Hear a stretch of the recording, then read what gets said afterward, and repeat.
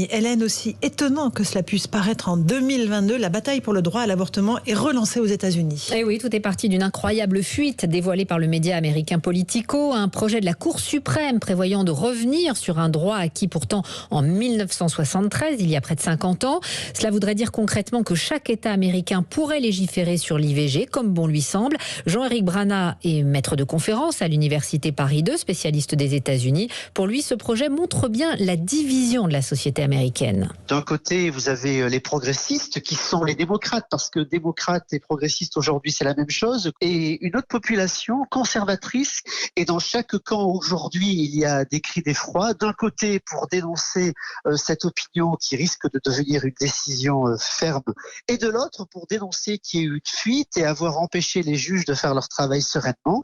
C'est vrai que les réactions politiques sont très fortes aux États-Unis. C'est un véritable séisme, il faut le comprendre, puisque cette décision remet en cause le droit à la vie privée.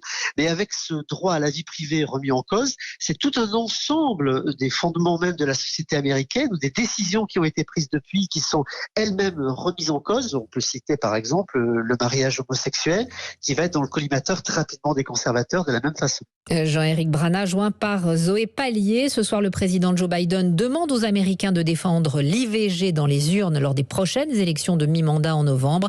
La Cour suprême, de son côté, confirme l'authenticité du document interne, mais assure qu'il ne représente pas la décision finale de la juridiction.